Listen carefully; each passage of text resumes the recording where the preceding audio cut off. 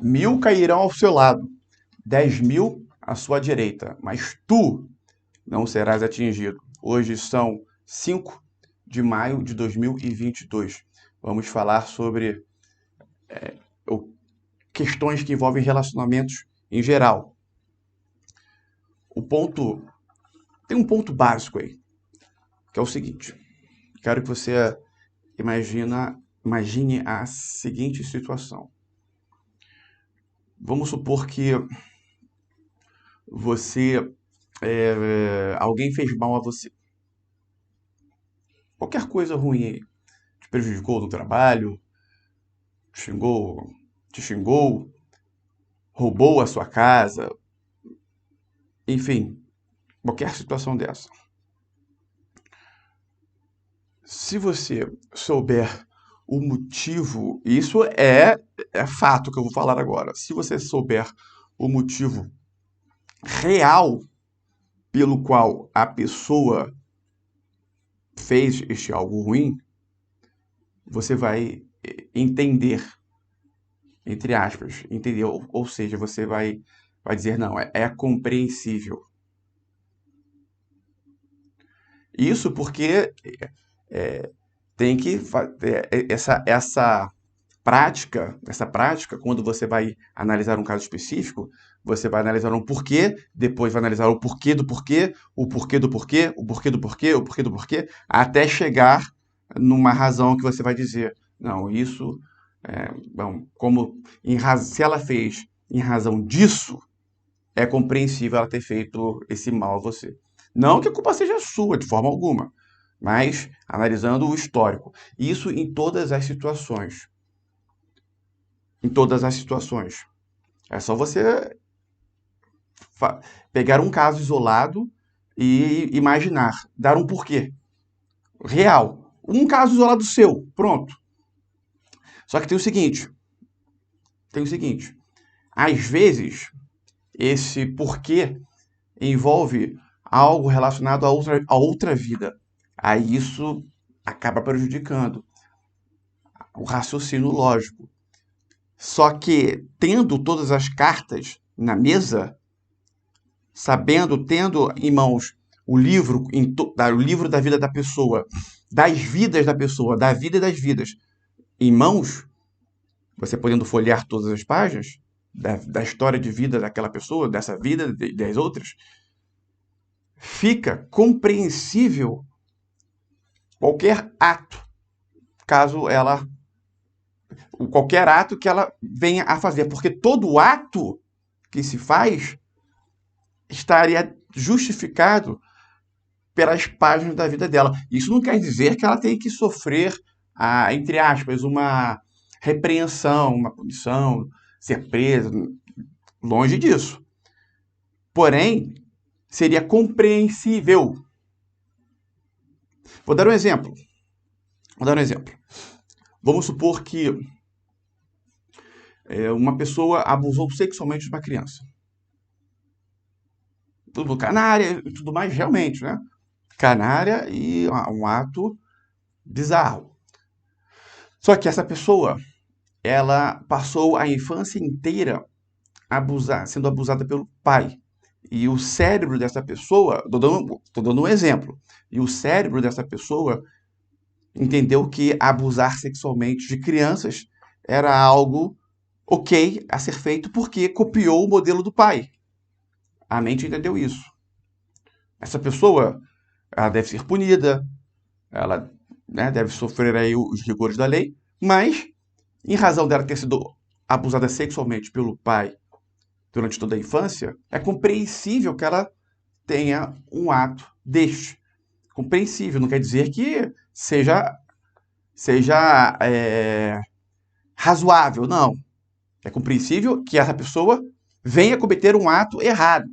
Eu entendo que ela cometa esse ato errado, mas o ato é errado, ponto. Mas eu entendo esse comportamento dela, porque ela foi abusada pelo pai durante toda a infância e a mente dela entendeu que abusar de criança era algo a ser feito, ela deve ser tratada. Tá claro esse ponto? Tá claro? Alguém quer perguntar alguma coisa sobre isso? Porque essa questão mexe, abuso sexual mexe com a sombra de diversas pessoas. Não que quem vai falar aqui tenha essa sombra de forma alguma, tá? Mas é bom fazerem perguntas para esse assunto se aprofundar, caso tenha perguntas. Alguém quer fazer alguma pergunta?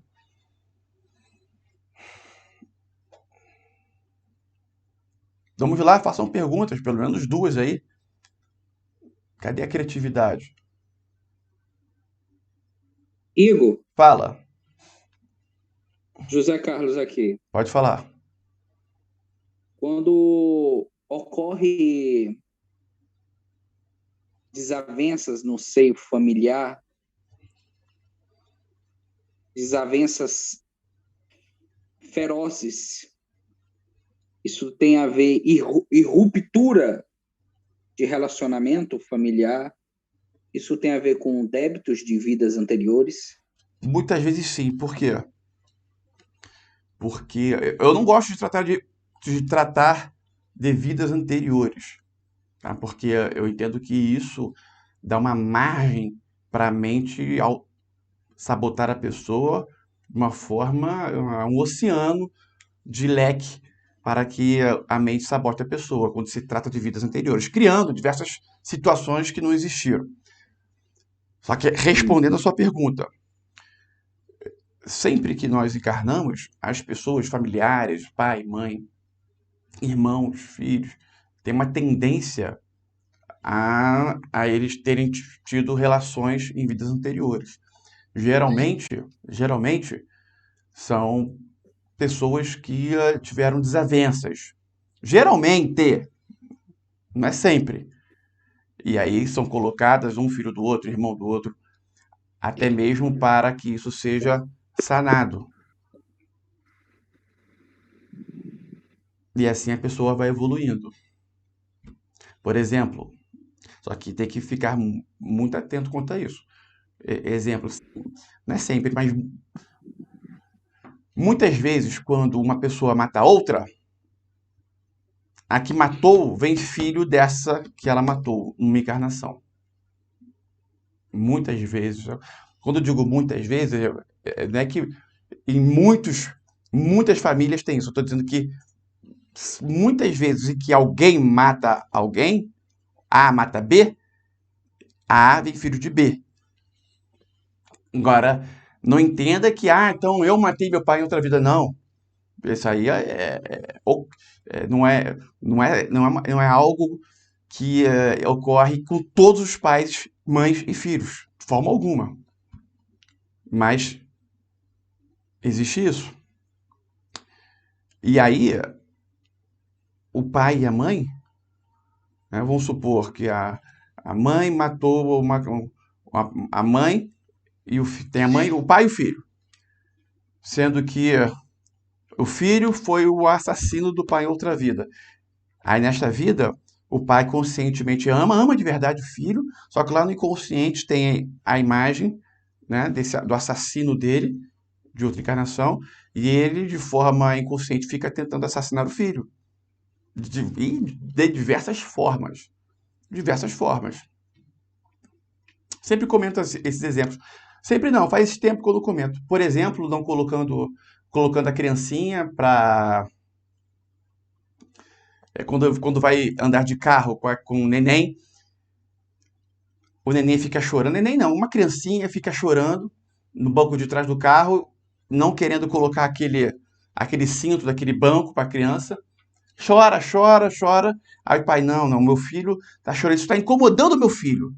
Ele conscientemente pensa dessa forma. Esse cinto está incomodando meu filho, então não vou colocar esse cinto no meu filho. E sai de carro. Se o carro bate, a criancinha é a primeira a morrer.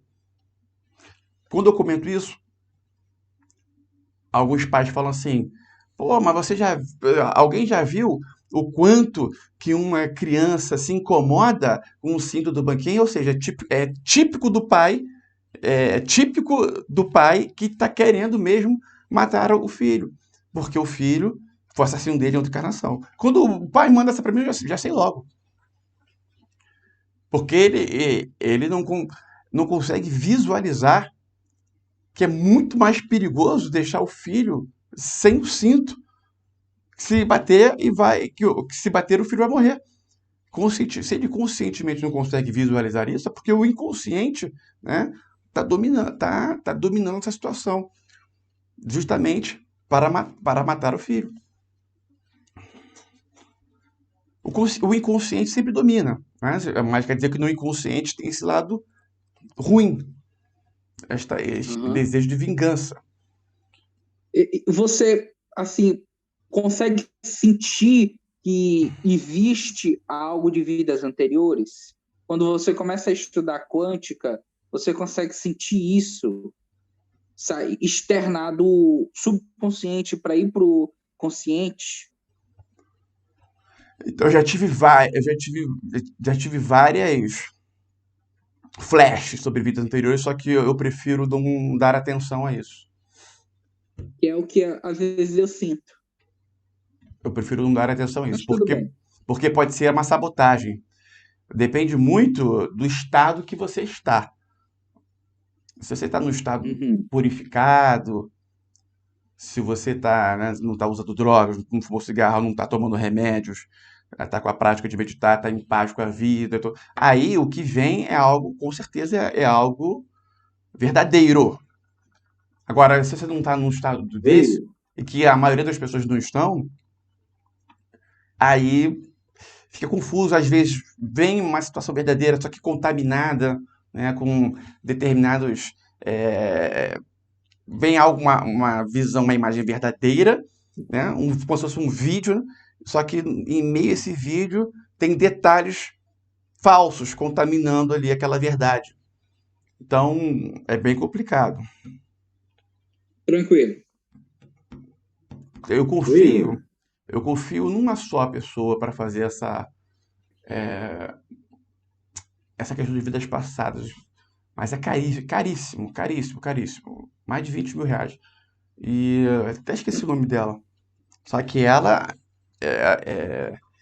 se for analisar, ela fala umas questões assim, bem profundas, assim, que a maioria das pessoas nem vão aceitar. Logo de cara, quando ela vai começar a falar um pouquinho sobre esse mundo aqui, já vão cortar. Então, já não vão acreditar mais nela. Bem, alguém mais quer fazer alguma pergunta?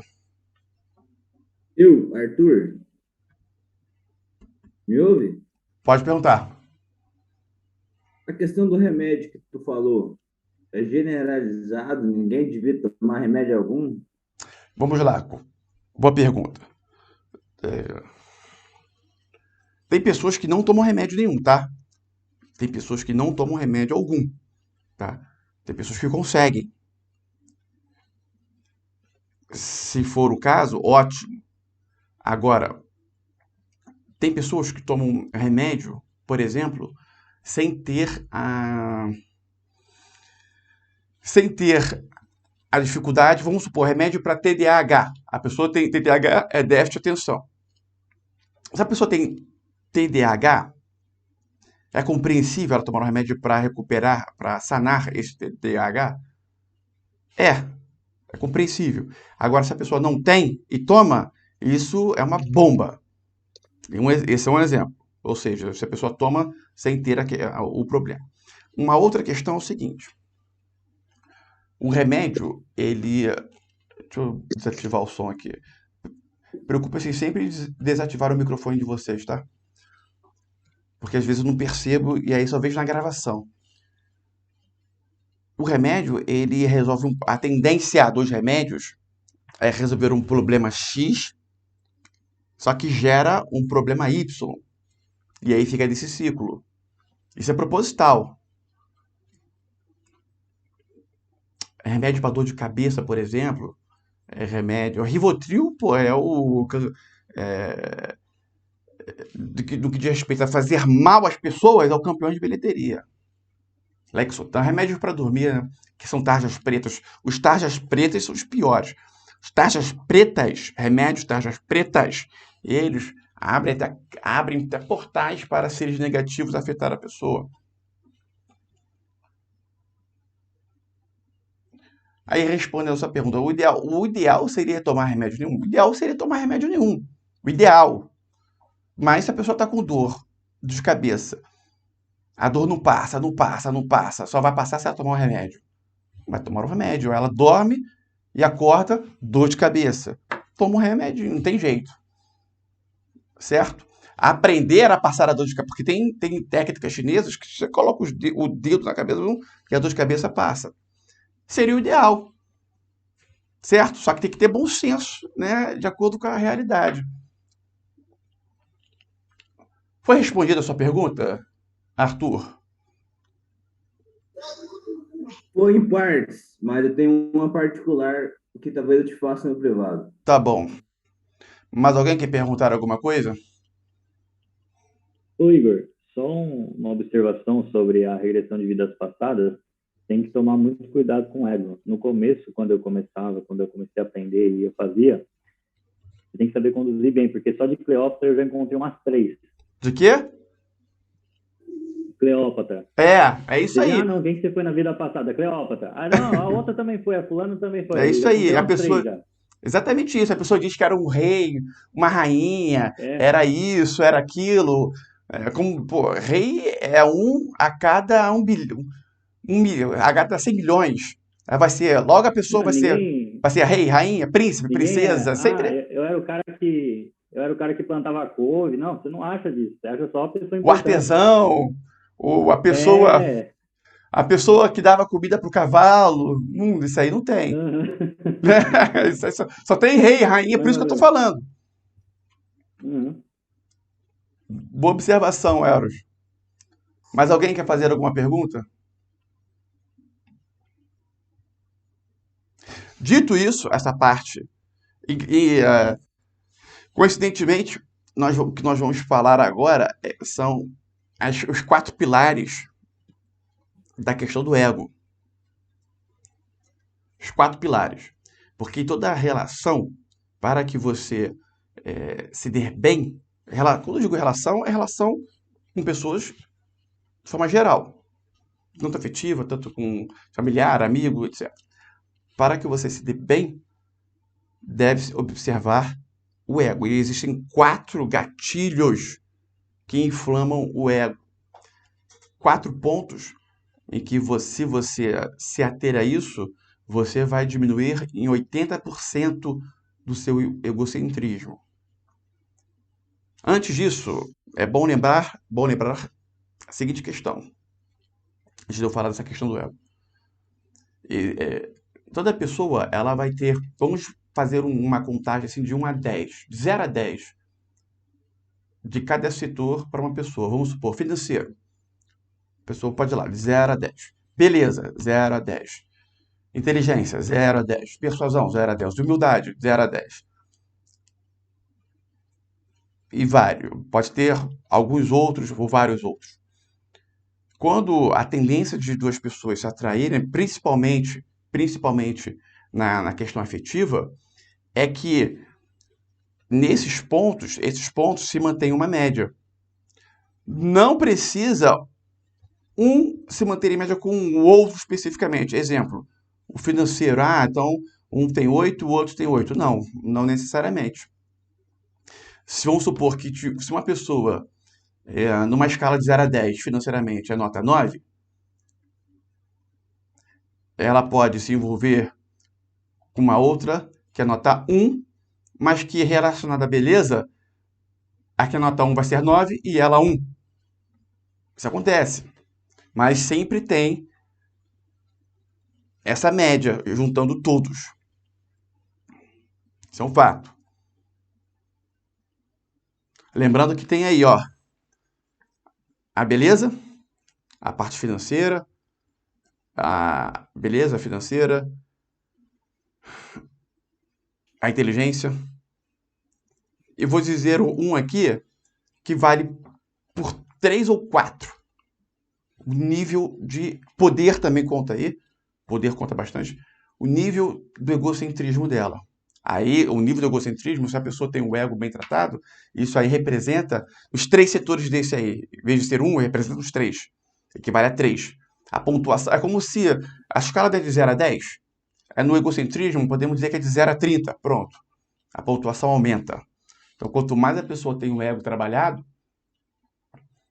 mais ela é uma pessoa atrativa. Então, vamos tratar desses 4 pontos em que diminuem em 80% o egocentrismo. O primeiro deles é a comparação.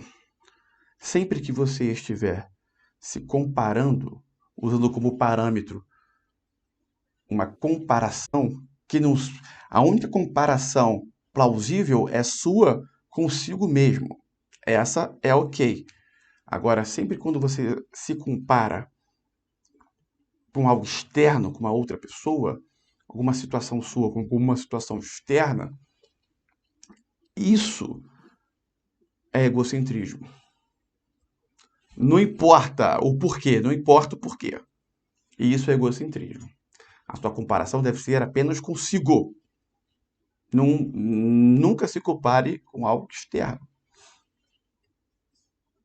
Apenas consigo.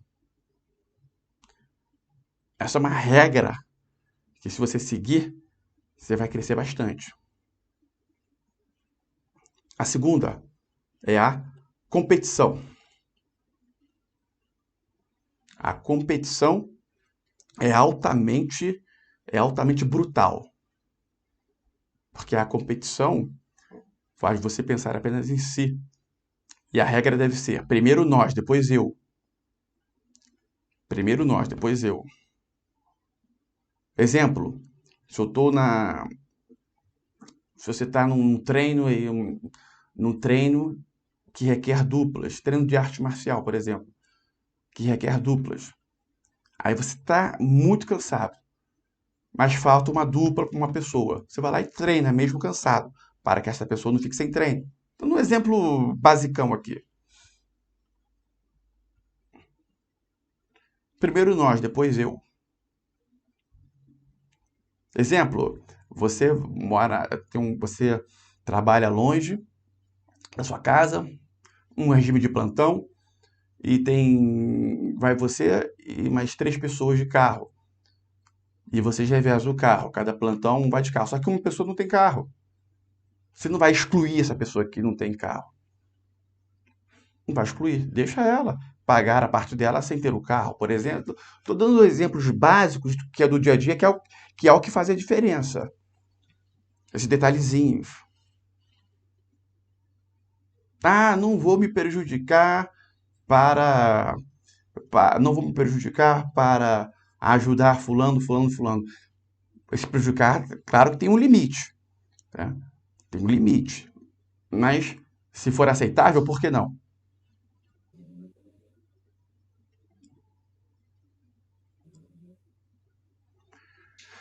Quando se tem a cooperação, sempre se cresce, independente de qualquer coisa.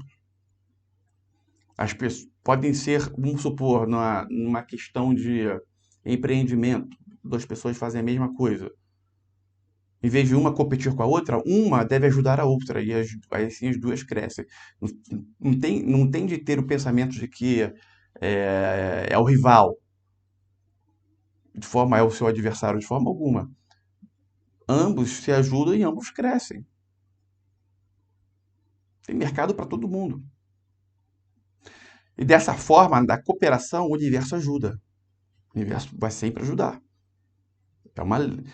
Isso é uma lei universal. Agora, se tiver competição, aí vão ficar ali vão ficar à mercê do livre-arbítrio, ali, à mercê do princípio da incerteza. Cooperação.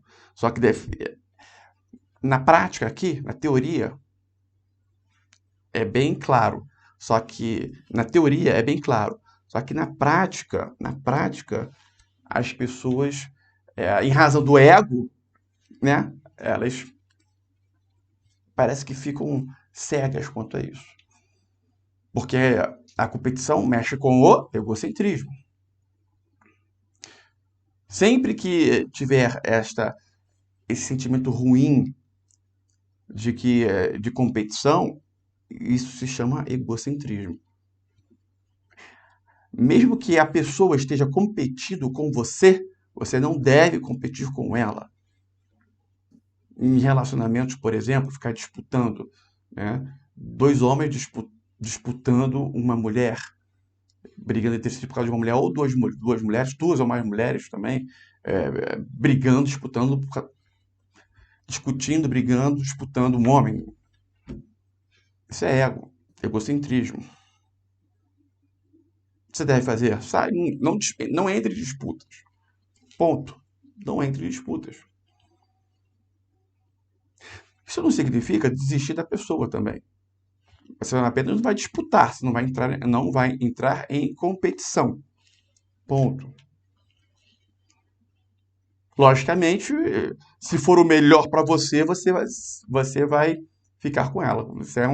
Agora, se você não entrar em competição e você não ficar com a pessoa lá, é porque ficar com a pessoa seria muito ruim para você. Isso é um fato. Ou seja, não entrar em competição vai vir o melhor para você. Terceiro, exibição de superioridade. Sempre que você fala de si, você está exibindo superioridade. Por exemplo, aqui na live, às vezes estamos falando de um assunto, aí vem a pessoa, Igor, pois é, eu isso, eu isso. Às vezes, algumas vezes a pessoa fala, mas o que ela fala está agregando valor, está sendo algo exemplificativo, está ajudando os demais. Aí, ok. O Davi, por exemplo, faz muito isso. Ele dá um exemplo, mas é o exemplo que ajuda todo mundo. Dessa forma, ok. Agora, tem pessoas que é fácil reparar. Porque eu fiz isso, e é algo que não vai agregar em nada para ninguém. É apenas ela contando vantagem dela. Total exibição de superioridade. Ela vai tomar um corte aqui, nosso. Aí depois falam que eu sou grosso. Mas eu tenho que cortar a pessoa. Eu tenho que cortar, porque eu tenho que associar esse corte ao egocentrismo dela, na mente dela, isso aí. Eu dou um corte justamente para provocar algo negativo sobre sobre o egocentrismo que ela está, né, colocando para fora.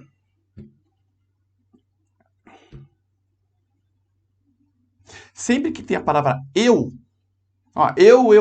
quando a pessoa falar eu, você já tem que quando você falar eu, você já tem que ligar o alerta.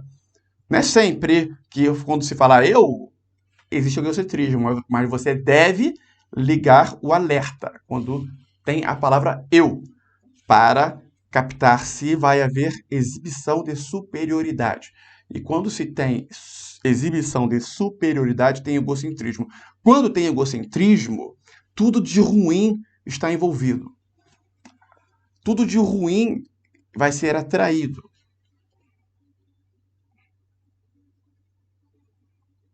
A pessoa egocêntrica, a pessoa que é egocêntrica, ela é desprezível. Os atos egocêntricos são desprezíveis.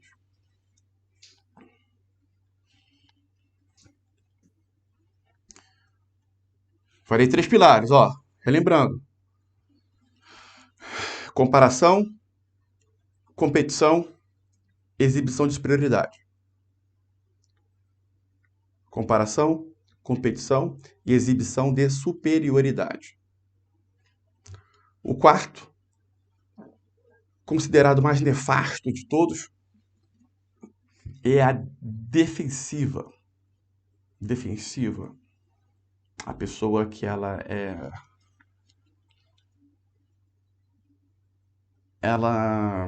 fica aquém. Em vez de ela ir além, ela fica aquém.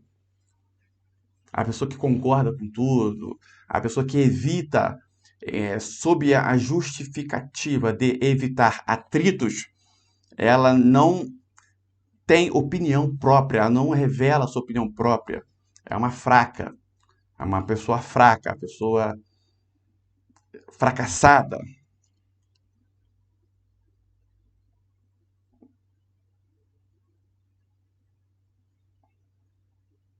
Uma pessoa indiferente, uma pessoa que para o mundo ela acaba sendo ineficaz. Por quê? Porque ela não tem opinião própria, ela não estabelece mudanças.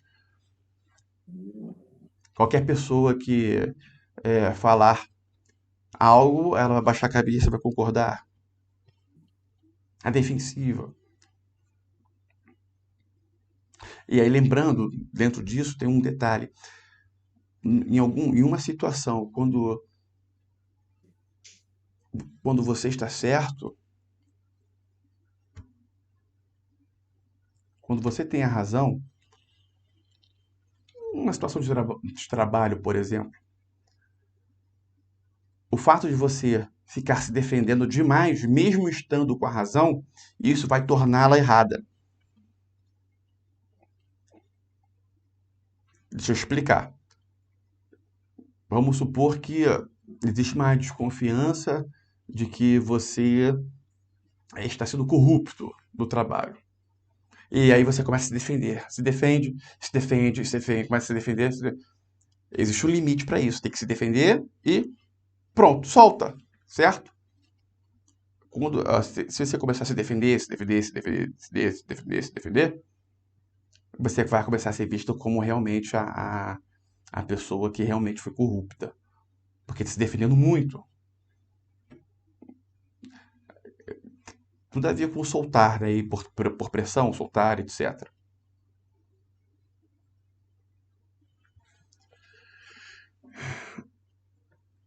Os 4 pilares aí do egocentrismo. Aquilo que dois subterfúgios para evitar isso. Um é o primeiro, o pensamento. Primeiro nós, depois eu. E a humildade. A humildade é um alicerce que é o que mais atrai, um dos pontos que mais atrai. Atrai relações, atrai pessoas para si. As pessoas gostam de pessoas humildes.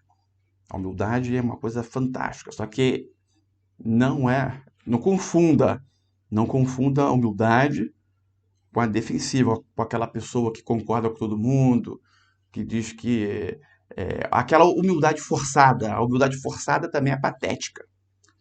Eu conheço pessoas que são humildes de forma forçada. Vai, pô, é patético, mas é melhor, porque dá para perceber a pessoa forçando algo que ela não é.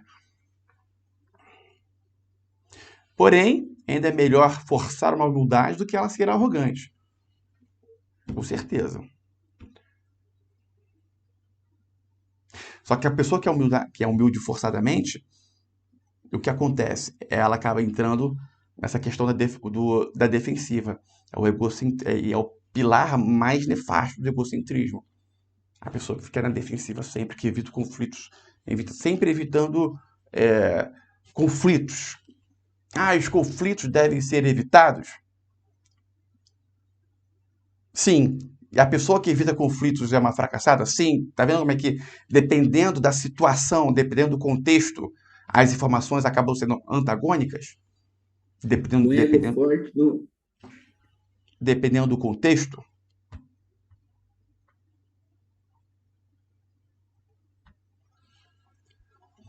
Porque a pessoa deve evitar conflitos? Sim, se tem algo que vai ser conflitante, e aquilo pode ser evitado, ela deve evitar conflitos. Agora, jamais deve evitar conflitos sendo uma pessoa fraca, sendo uma pessoa que não tem opinião. Exemplo, vamos lá, só para isso ficar claro.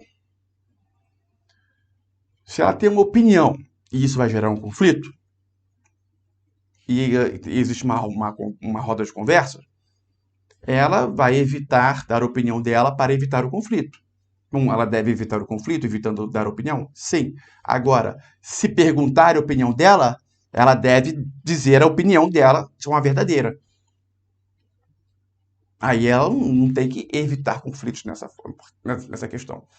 Porque se ela mentir, ou se ela omitir a opinião dela, né, ela pode até fazer, eu prefiro não comentar nada sobre isso. Até é razoável. Agora, ela chegar e falar uma opinião que não condiz com o que ela acredita para evitar conflito, isso significa ser fraco. E você deve ser forte. O ideal aí não é nem omitir, o ideal é chegar e foi perguntado. Então, você não precisa chegar e falar, ó, eu acho isso, isso, isso, sem ninguém te perguntar. Agora, se te perguntarem, você vai falar, olha, respeito a opinião de vocês, a minha, eu acredito que a minha opinião é que é isso, isso, isso. Seja contrária deles, não importa. Aí isso você... E aí, claro que tem toda uma linguagem corporal para você fazer isso e ser respeitado por isso.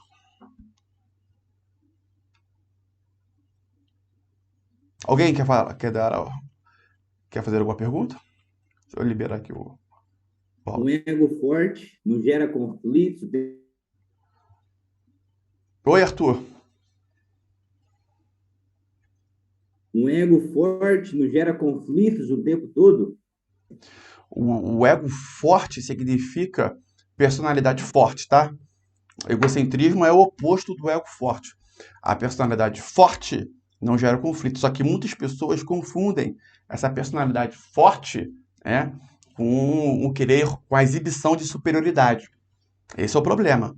Às vezes a pessoa ela está exibindo superioridade e ela acredita que apenas está tendo uma personalidade forte, um ego forte. Existe muita confusão quanto a isso. Esse é o problema, porque a linha é tênue, é bem tênue. Igor, Oi,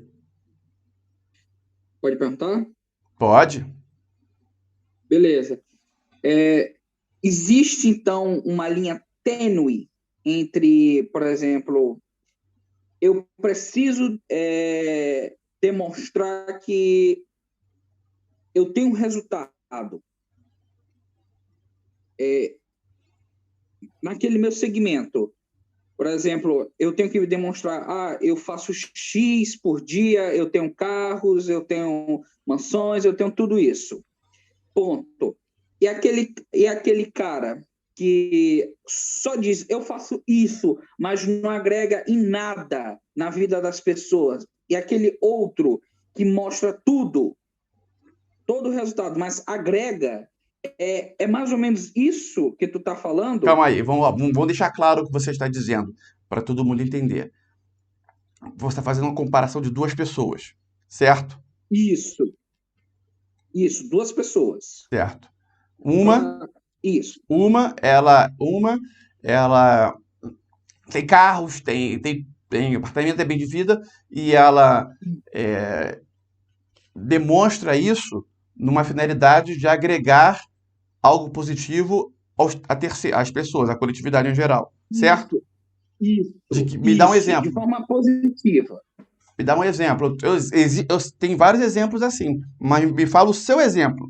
Eu quero saber o seu exemplo. Por exemplo, vender cursos, digamos assim. Sabe por quê? Deixa eu falar. Desculpa te interromper. Porque às vezes você tem um exemplo específico na sua mente, aí você está falando um caso genérico, querendo associar ao seu caso específico. Mas não quer dizer que vai se associar ao seu caso específico, entendeu? Ou seja, não quer dizer que o que você pensa de demonstrar ter carro, apartamento, etc., seja algo que agregue a pessoas. Tem que ver qual é o caso específico. Não é exemplo, não, é o caso específico. Me fala o caso específico real, certo? Porque se eu não trouxer o caso específico real, não adianta nada. Você pode ficar se enganando, entendeu? Não digo que é o seu caso, mas você está vislumbrando um caso específico, eu tenho certeza. Sim, é um caso bem específico, entre duas pessoas. Então fala qual é o caso específico. São dois traders, duas pessoas no mercado financeiro que ganham dinheiro e um mostra todo o dinheiro que ganha, vende mentoria e tudo mais, e o outro só mostra o quanto ganha, mas não agrega. Por que não agrega? Por que um agrega e o outro não agrega? Isso foi na minha concepção, que ele só mostra o quanto ganha, mas não quer dividir o conhecimento, digamos assim, Ele com não dá outras curso, é um pessoas. cara que não ensina. Isso, só mostra e pronto, acabou. Tá, não, isso aí é egocentrismo total. Por que que vai mostrando quanto ele ganha e tudo mais? Né? Uhum. Egocentrismo total. Aí o outro mostra, me vende curso, ele tá querendo Cursos, mostrar, eu vendo o curso, mentoria. ele querendo mostrar o resultado que ele tem para poder vender o Isso. curso. Se realmente for verdadeiro, porque muitas vezes é mentira, tá? Muitas vezes é mentira. Uhum. Se for Sim, verdadeiro, muitas vezes é mentira. não tem problema nenhum, né? Que as pessoas querem, elas querem acreditar se ele está nada melhor do que ele mostrar uma verdade ali, dos resultados dele. Nesse ponto, eu não acredito em pessoas que eu não acredito nessas pessoas que vendem cursos de trader e tudo mais, tá? É Uhum. muito. É claro, tem as suas exceções, mas em sua maioria são pessoas. Esmagadora é pilantra. Não digo que seja pilantra. Pilantra é palavra muito forte. Mas são pessoas que estão ganhando dinheiro e ensinando trader e dizem que ganham, mas não ganham. Elas vão ganhar dinheiro ensinando. De repente, Ensinando. de repente, no que elas estão ensinando, elas podem vir a ganhar? Sim, mas a maioria mente. A maioria não tá no patamar que elas dizem que estão. Porque a maioria das Sim, pessoas que estão no patamar acima, né, acima, elas não vão ficar ensinando. Tá? Porque ela estaria perdendo muito tempo. Trader é uma questão de tempo também. Aí a maioria das alegações são essas. Não, porque eu quero ensinar, é meu propósito de vida, ensinar, tudo mais. Sempre vem com essa, com essa questão, mas é uma mentira. Eu percebo isso em muitos. Eu ainda não vi um verdadeiro ainda, né? Até porque isso aí, essa análise tem que ser feita ao longo de anos. Anos. 5 anos, 10 anos. Porque se uma pessoa ganha dinheiro durante 9 anos e depois perde tudo, fica. Né, perde tudo, fica no negativo, né, beleza, durante 9 anos foi bacana, mas depois perdeu tudo, tudo, tudo. Pode ser até pior, poderia ser até melhor nunca ter tido alguma coisa, porque quando você tem que descer o seu nível, né, de patamar de vida, isso é horrível. uhum. Então tem que ter um lapso temporal grande. Muitas pessoas estabelecem como lapso temporal meses, um ano, para entender que estão indo bem, que isso é perigoso, muito perigoso. Essa questão toda é muito Tranquilo. emocional, né? Mas alguém quer fazer alguma Sim, pergunta?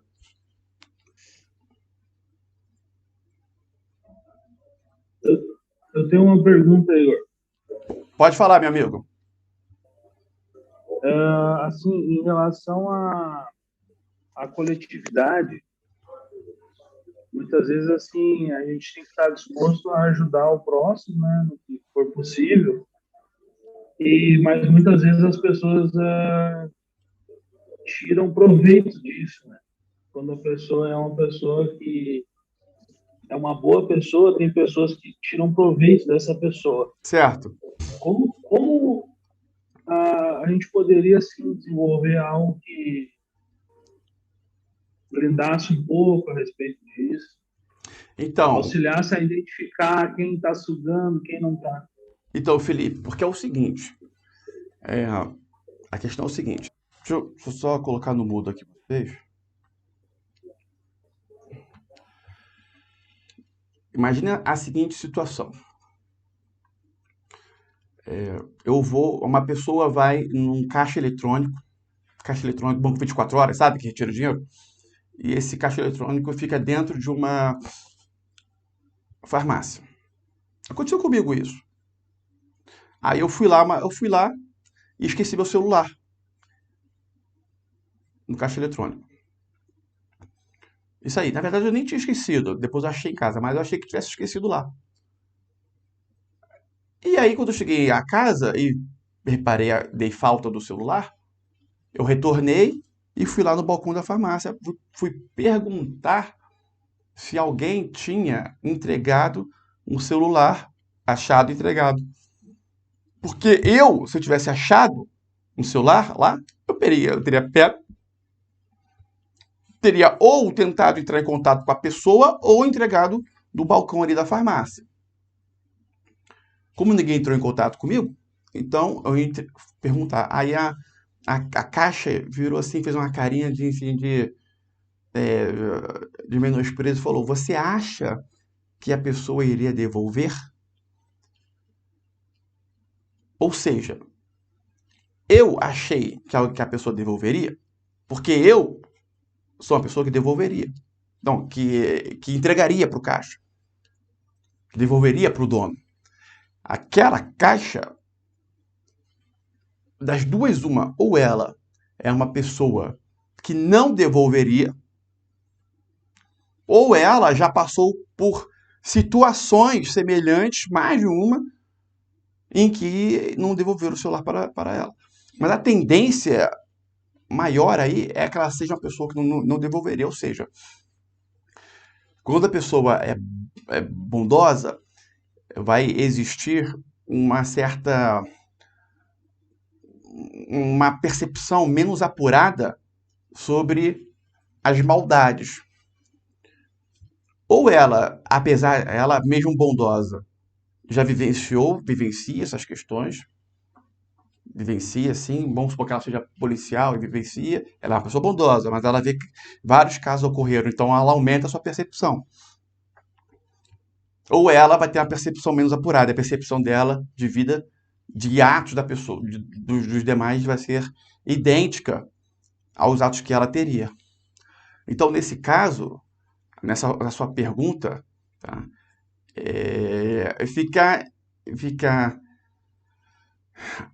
fica um pouco difícil para a pessoa ter essa percepção, para ela se blindar, porque ela acredita que as pessoas vão ter o mesmo comportamento que ela tem.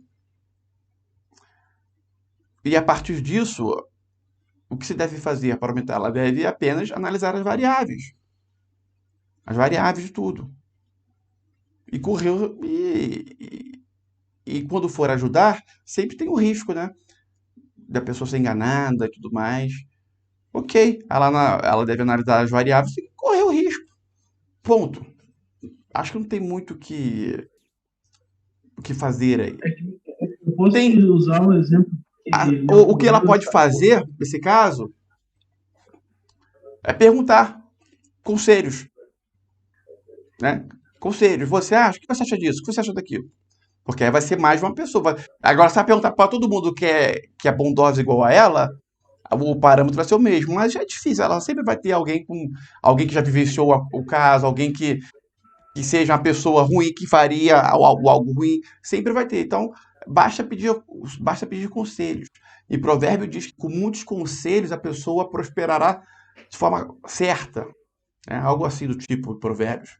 Com muitos conselhos a pessoa prosperará, etc. Igor, uma pergunta. Pode perguntar, Esses Rita. Conselhos a gente tem que observar a quem perguntar, né? Porque tem muitas pessoas negativas, né? Que se você for falar algo... Mas aí é que tá. Aí que tá. A pessoa negativa, o conselho dela também é importante. Porque se você só perguntar, vamos nesse caso, se só te perguntar, no caso aí que o Felipe tá trazendo, se apenas for perguntado para pessoas bondosas, ela nunca vai ter a visão de uma pessoa maldosa. Entendi. Entende?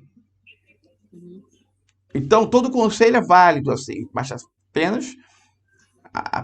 apenas deve observar. O conselho é algo para você que você vai ter e você vai observar. Você não pode estabelecer uma decisão com base num único conselho. Isso não. Você não pode. Vai pegar o conselho, vai juntar com a sua visão e você toma a sua decisão. Certo? Beleza, Igor. Obrigada. Beleza? Mais alguma pergunta? Vamos fazer o voltar na origem?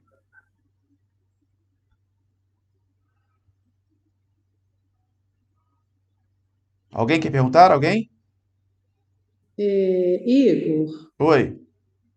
não sei se é uma pergunta boba, mas vamos lá. E onde fica o magnetismo nessa história toda dos quatro pilares?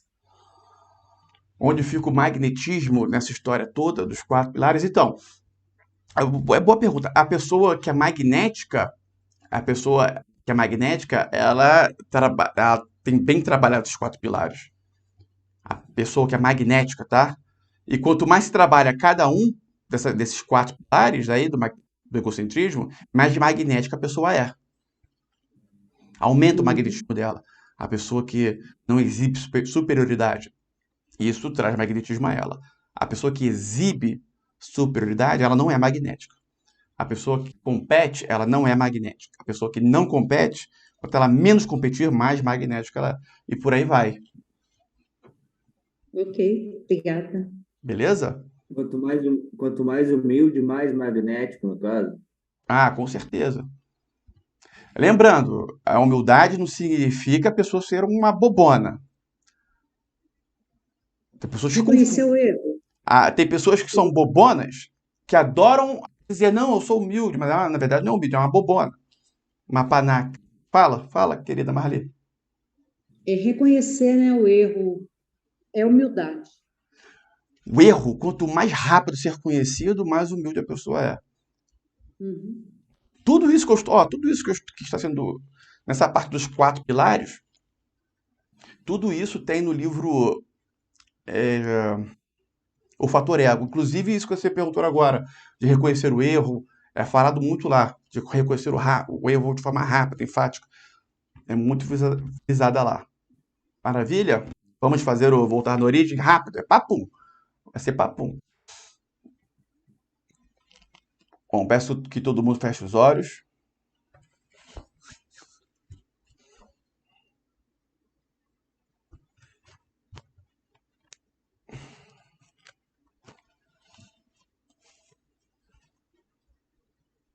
Aquietamente.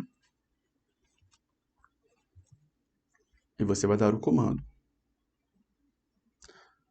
Me leva na origem do problema. E solta.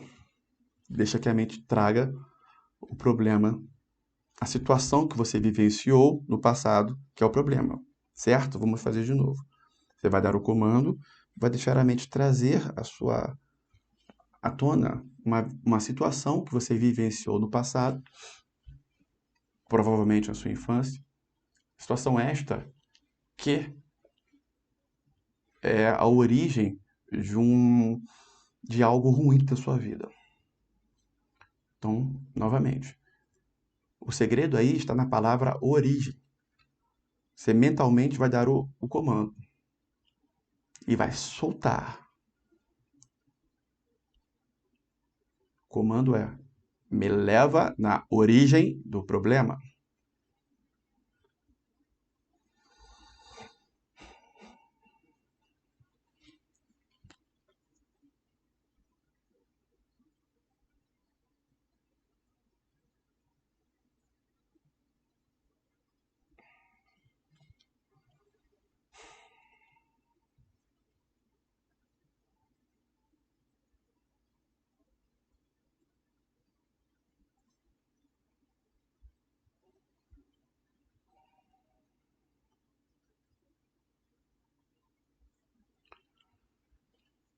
Quem conseguiu apenas observa a situação e alguma pessoa que não tenha conseguido pode falar aqui rapidinho para a gente fazer. E aí as pessoas que não conseguiram vai fazer o mesmo procedimento que eu vou fazer com ela. Alguém que não tenha conseguido trazer aí o fato vivenciado à mente?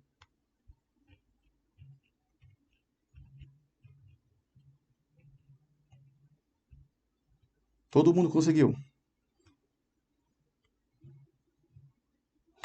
Morgana não conseguiu.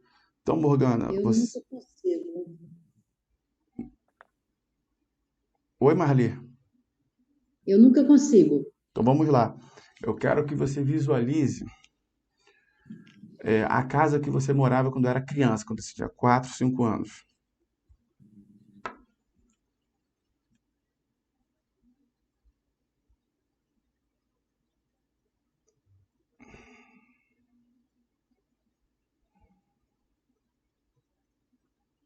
interior ali da casa.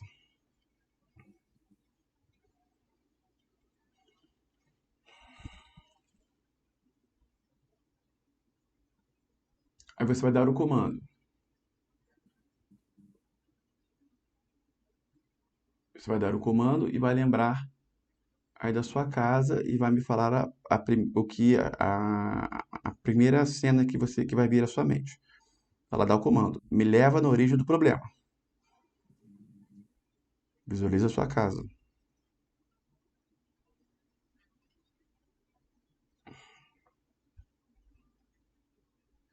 Você está visualizando o quê? O que na sua casa você está visualizando? Nada de significativo. A casa. Tá, o que na O casa? quarto. A casa como era, uma casa assim. Me fala o lugar da casa. A casa, alpendre, uma varanda comprida que tinha, o que eu vejo mais. Tá, e qual é a cena você vivenciou que você está nesse lugar aí, nessa varanda? Eu não me vejo lá. Eu vejo a paisagem, seria, né, o espaço. Mas eu não estou neste espaço, entende? Tá, lembra de alguma cena que você está nesse espaço.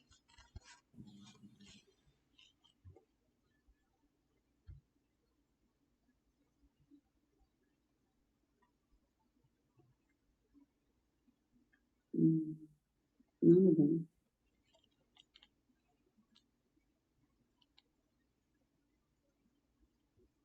Você visualizou-as? Não, não visualizo. Você na varanda não consegue visualizar? Você não se lembra Eu de me nada? vejo assim, não que eu Ou me vejo, mas que eu me lembre de minhas irmãs, naquele espaço lá que a gente brincava. algo que ocorreu, uma cena específica que ocorreu nessa varanda. Não, não, Nada? Nada ocorreu nessa varanda? nada. Então como é que você consegue lembrar? Como é que você sabe que você vivenciou, esteve na varanda se você não se lembra de nada? Eu me lembro de uma casa simples, que era uma comprida, né? Quer dizer, a casa tem até hoje, na verdade, não é igual, mas tem alguma coisa dela lá. Né? O que E ocorreu nessa casa aí que foi específico de traumático? família, assim, não, Você não não me precisa dizer o lembro. que é, só o que ocorreu na casa que foi traumático, assim, que você se lembra que ocorreu na sua Não casa. tem, Oi? não tem, não tem. Não me lembro, assim, que eu falo que me traumatizou, não. O que você se lembra de você na casa? Naquela época eu me lembro, vamos ver aqui, Ó, quem não muitas. conseguiu vai fazendo a mesma coisa que eu tô falando aqui, tá? Quem já conseguiu, Bom, me lembro quando minha avó faleceu, eu estava perto da minha Pronto, mãe, calma então, acabou. Aí a cena. A sua avó faleceu, certo? certo? Esse é o fato, certo? Uhum. O que aconteceu? Aí eu me lembro da minha mãe colocando, ela faleceu em casa, né, minha avó, e minha mãe largou tudo lá, no tanque, ela estava lavando roupa, na época estava pertinho, e colocou a vela assim na mão da minha avó e tal, né? Então, esse é o fato que você vai ressignificar, ok? Ok. Esse é o fato. A morte da sua avó. Não sei se a Uhum. sua mãe ficou. Não sei o que ocorreu, mas o que ocorreu, aí você vai ressignificar. Bom, Uhum. vamos lá, agora todo mundo. Eu peço que vocês se projetem para a cena. Se projetem e entrem dentro de você.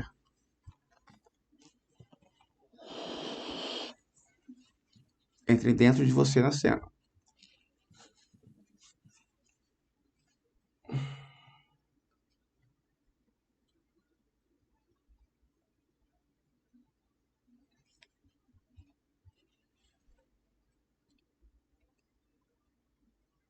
Ok.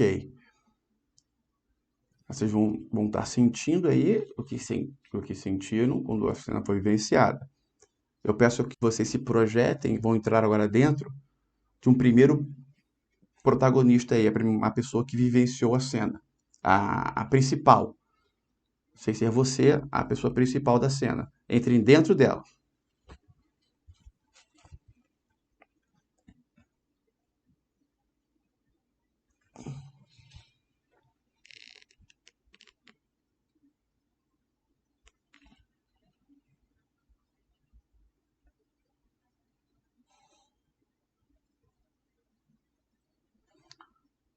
Através do sentimento que elas estão sentindo, ou esse sentimento dela também pode ser, você pode perceber apenas por sua intuição.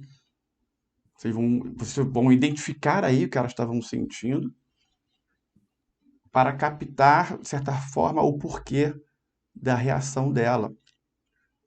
Ou apenas captar o sentimento. Isso basta. Pode ser por intuição. Ou seja, você não vai sentir o que ela sentiu, mas você vai perceber o que foi sentido por ela.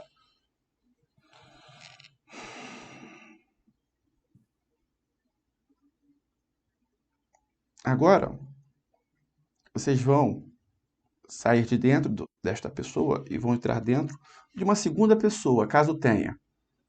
Se tem várias pessoas, vão ser as duas principais, a segunda agora. Caso não tenha nenhuma, você vai apenas aguardar. Volta para dentro de você e aguarde. Se tem a segunda pessoa, entre dentro desta segunda pessoa. Pergunte a ela. E a resposta pode ser através de um sentimento ou de uma intuição. Pergunte a ela o porquê que ela agiu desta forma.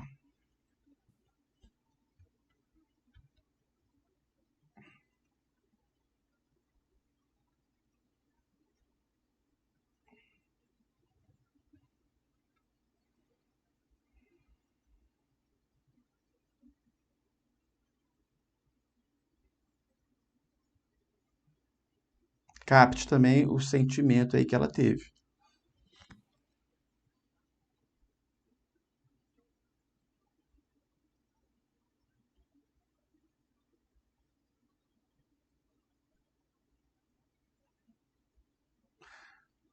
Sai dela.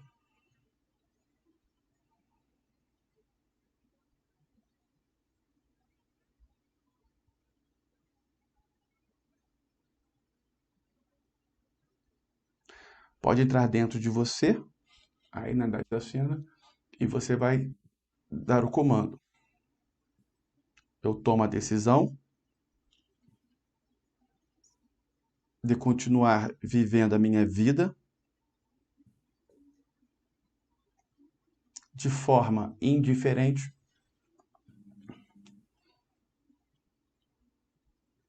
mentalmente e emocionalmente,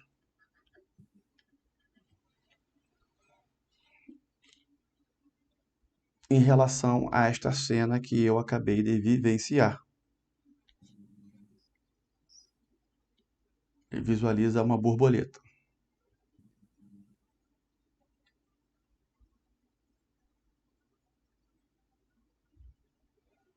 Permita uma energia de mudança aí em seu corpo.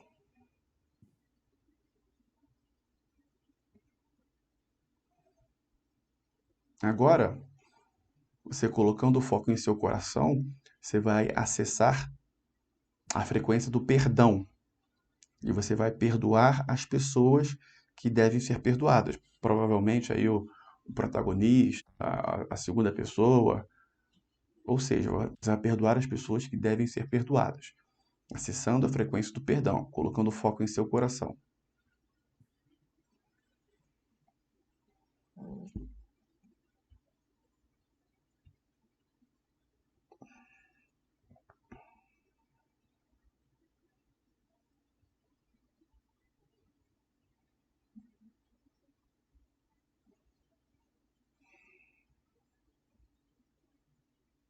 Agora você vai acessar a frequência do auto-perdão. Muito importante. colocando foco em seu coração novamente.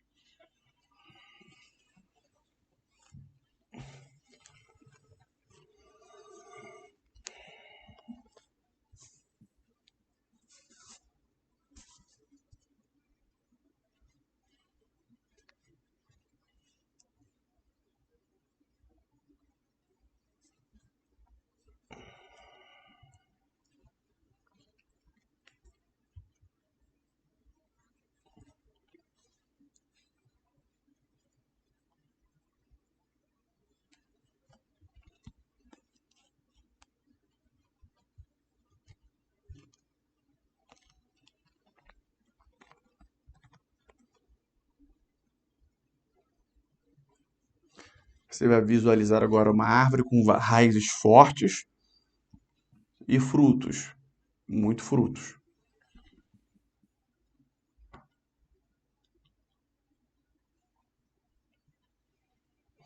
E um alce andando, vários alces andando em volta ao redor da árvore com frutos. Alces, para quem não sabe, é o animal veado, com chifres longos, robustos, fortes.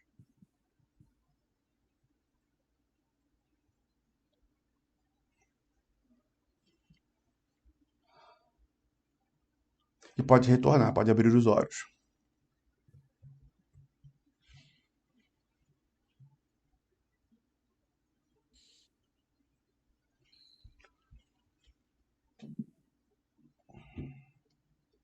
Certo? Alguém quer tirar alguma dúvida?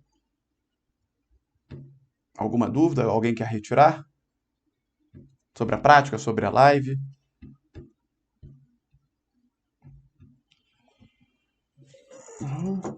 Eu queria confirmar os 4 pilares. Comparação, competição, exibição de superioridade e foco na defensiva, estar muito na defensiva, ficar muito na defensiva. Uhum. Certo? E Pode falar. os outros que meu querido disse, também beleza, o financeiro e a inteligência. No caso de 0 a 10, né? Eu vou atrair a pessoa que eu tiver a mesma frequência. Lembra do que eu falei. Desses números. Mas lembra que eu falei. Desses que eu te falei. Mas lembra que eu falei. Um pode compensar o outro. Isso, um pode compensar o desbalanceamento do outro. Imagina a seguinte situação.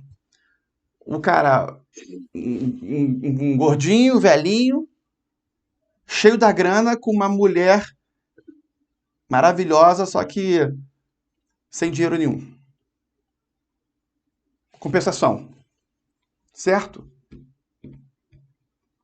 Rolou uma atração de compensação. Isso não quer dizer que vai ter sentimento. Pode até ser que tenha. Pode ser. Não, é só para visualizar a compensação. Beleza? Não, entendi completamente. Valeu. Fala, Arthur. Esses 4 pilares citados são a base do relacionamento. Esses 4 pilares citados, eles, não digo que são a base do relacionamento, mas eu digo que a pessoa que tem trabalhado esses 4 pilares é a pessoa que tem excelentes relacionamentos. Relacionamentos em geral, tá? Tanto afetivo, tanto com amigos, tanto no trabalho, tanto com as pessoas do seu prédio, do seu condomínio, com a população em geral. Certo? Certo. Tá bom? Agradeço aí a presença de todos. Rodolfo, quer falar?